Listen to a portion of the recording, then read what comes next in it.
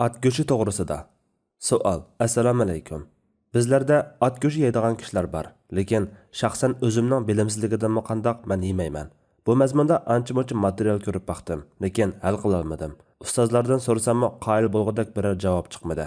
Bir do'stim yardım bilan silni tepishga nisib bo'ldim. Malol ko'rmay javob bergan bo'lsalar. Yana bir savol. At go'shi to'g'risida ikki xil qarash bor ekan.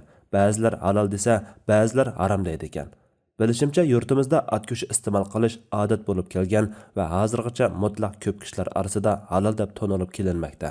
Shundaq bo'lg'achqa, tay go'shi ba'zida dorilik sifatida, ba'zida qiziq qilinib qishdagi yaxshi yemeklik sifatida yeyilib kelinmoqda.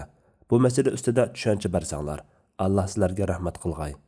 Javob: Va alaykum assalom va rahmatullohi va barakatuh.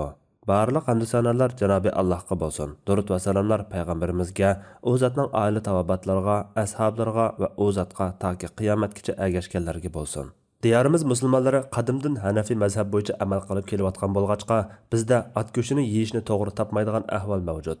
Amaliyotda Hanafi mazhab olimlarining ko'z qarashi ichida at go'shi harom degan qarash yo'q. Balki harom degan qarash Maliki mazhabdagi bir qancha qarashning biridir. İmam Abu Hanifa rahmatullahi alayhidan at go'shini aniq haram deganligi rivoyat qilinmagan, balki uni yoqtirmaganligi va yomon ko'rdiganligi rivoyat qilingan bo'lib, buni Hanafi mazhab olimlari makruh deb tushungan. Lekin buning makruh tanzihi yoki makruh tahrimi ekanligida ixtiloflashgan. İmam Abu Hanifa rahmatullahi alayhining ikki shogirdi bo'lsa, boshqa ko'pchilik olimlar bilan birga halol deb qaragan. Shunga Hanafi mazhabining o'zida haram deydigan qarash yo'q, balki Hanafi mazhabida fatvo beriladigan qarash makruh tanzihiylik bilan halol degan qarashdir. İmam Abu Hanifa rahmatullahi alayh urush quroli bo'lgan atni yeb tugitib jang qilganda piyoda qolmaslik uchun yeyishni cheklagan bo'lib, bu at go'shining o'zining maynat yoki haromligini bildirmaydi. Boshqa sababdan yeyishni to'g'ri topmaganligini ko'rsatadi. Umuman, dalil jihatdan at go'shi halol degan qarash kuchlik.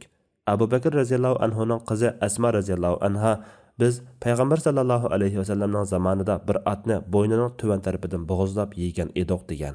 Sahabalar biz Rasululloh sallallohu alayhi vasallam davrida mundoq qilatdiq degan bo'lsa, bu so'z muhaddislarning kuchli qarshida Rasululloh sallallohu alayhi vasallamning hadisiga o'xshash hukmda bo'ladi. Ali radhiyallohu anhu ning o'g'li Muhammad rivoyat qiladi-ki, Jabir ibn Abdullah radhiyallohu anhu mundoq degan. Rasululloh sallallohu alayhi vasallam Xaybar g'azoti kuni yerlik eshak go'shini yeyishni cheklab, at go'shini yeyishga ruxsat qilgan. Lekin Buxoriy rivoyatida ruxsat qilgan deb, Muslim rivoyatida ijozat bergan deb kelgan. Buningda dastlabki chaqlarda ba'zi sabablar tufaylidan at go'shini yeyishni cheklagan bo'lsa, keyingi chaqlarda yeyishga ruxsat qilganligi aniq. Yana bir rivoyatda Abu Bakr radhiyallohu anhu ning qizi Asma radhiyallohu anha biz payg'ambar sallallohu alayhi vasallamning zamonida Madinadagi vaqtimizda bir atni bo'g'izlab yegan edik degan. Bu hadisdagi Madinadagi vaqtimizda degan iborami keyingi chaqlarda ruxsat qilinganligini ko'rsatadi. Yana sahobalardan Abdullah ibn Zubayr, Fazala ibn Ubayd, Anas ibn Malik va Asma bint Abu Bakr radhiyallohu anhulardan shundaqla Alqama, Aswad, Shurayh, Said ibn Jubayr, Hasan Basri, İbrahim Naxai va Hammad ibn Abi Sulaymon qatorliq tabiinlardan at go'shini halol deb qaraganligi rivoyat qilingan. Demak, yuqorqidek mushundaq aniq ham sahih dalillarga asosan at go'shi halol degan qarash kuchlikdir. Hamda shuni aytib qo'yish kerakki, at go'shini cheklaganlar ichida Imom Avza'i, Abu Ubayd qatorliq mujtahidlarmi bor. Maliki mazhabdagi ba'zi olimlarmi bor.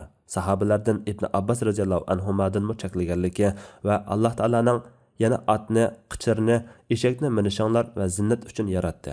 Allah yana sizlar bilmaydigan narsalarni yaratadi degan oyatni dalil qilgan. Yana bu guruhdagi olimlar at go'shini cheklaydigan sal zaifroq ba'zi bir hadislarni dalil qilib ko'rsatib, yo cheklash tarafini ig'ir bosadi deb qaragan yoki dalillar qarama-qarshi kelib qoldi deb qarab, ehtiyot tarafdan makruh degan. Allah eng to'g'risini bilguchidir. Fatvoda Dr. Abdul Aziz rahmatullah. Fatvolar majmuasi 1-tom, 185 nomerlik fatvo.